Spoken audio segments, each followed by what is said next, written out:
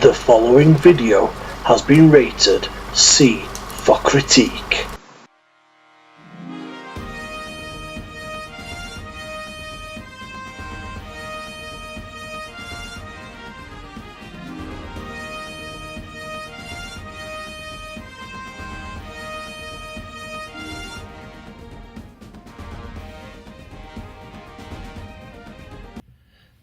Hi everyone. Just outside Cineworld in Leeds again. Just been to see The Commuter, which is Liam Neeson's new film. This is one that kind of came out of the blue. The trailer looked a little bit insane, and to be honest, looked a little bit like any other Liam Neeson film that's kind of gone on in the last 10 years. We all know Neeson now. I think most people tend to think, when they think of Liam Neeson now, they think of him punching people in Taken, punching people in Taken 2, punching people in Taken 3, punching people in Unknown. And this new film, The Commuter, is all about Liam Neeson punching people on a train. That is basically the premise of the film. Premise? So basically, if you've seen the trailer, you'll know what it's about. Liam Neeson is a commuter. He's always on the same train, and a woman sits opposite him, and she says to him, basically, there's somebody who doesn't belong on this train. You've got until a certain stop to find out who it is. And therein lies the entire story. Liam Neeson has then got to, so he plays a character called Michael. He's then got to kind of find his way in the on the train and find this person who has a bag that's got something in that they shouldn't have, and that's kind of it for storyline. It's what I expected from a film like this.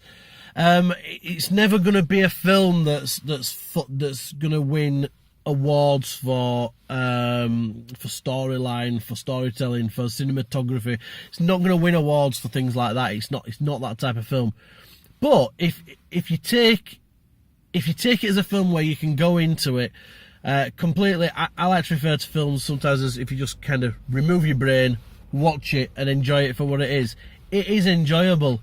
A lot of the film is basically Liam Neeson pacing up and down a train constantly, talking to people, creating a suspect list, trying to figure out who it is that he needs to find. He doesn't know who it is, why he needs to find them or anything. He's just been told that he has to.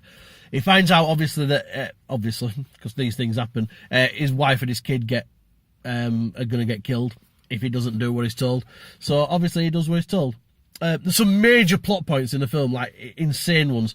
There's a point, again, this is no spoilers, there's a point where he goes into a carriage, he ends up in a fight with somebody, he ends up with blood all down his face, scars and everything, walks back into the carriage and just sits and starts talking to passengers again. And it's like, well, isn't anybody going to question why he's suddenly, like, covered in blood? Makes no sense whatsoever. But if you can overlook plot points like that, there is an half-decent film at its core. The trailer does spoil some things, so if you're not one to watch trailers, kind of keep away from this one. It does spoil a few things, so things that you're expecting to happen throughout the film, very much so. But there's still plenty of story to keep you gripped.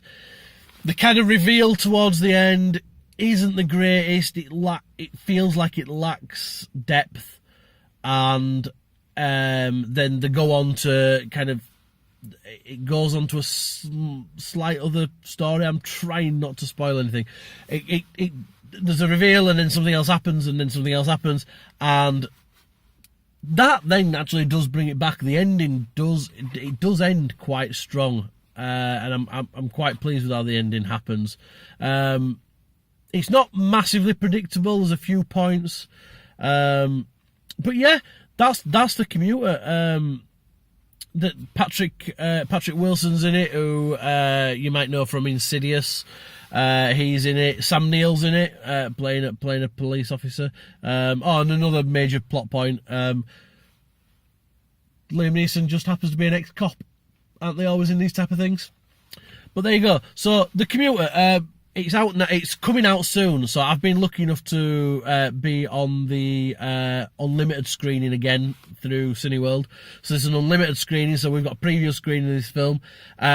It's coming out soon.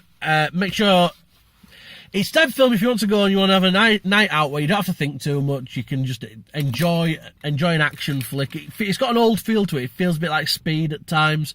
It's got that kind of retro feel to it. Well, retro as in 90s. That's retro, right? It's got that feel to it. You would enjoy it. You will enjoy the film. It's by no means a horrible film, but it's like I say, it's not a masterpiece either. Would I see it in the cinema? Yes, probably, because I think you get that kind of you get that kind of involvement. You get that atmosphere in the cinema. I'm a big fan of the cinema. You wouldn't lose too much watching it on DVD, Blu-ray, streaming, your viewing means of choice. What would I rate it? It's a tough one, this. I'm between a 2 and a 3 on this one. I think just because of the ending, I think it pulls it back to a 3.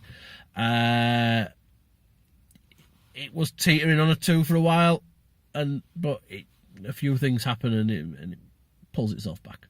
But there you go. So that's the Commuter. Like I say, go see it if you want. Keep on critiquing, guys. Let me know what you think of the Commuter if you've seen it. Again, no spoilers. Just pop it in the comments below, and I will see you the next time I do one of these videos. It's great that you're watching. Check all my other videos. Subscribe, and I will speak to you all soon. Thanks for watching, guys.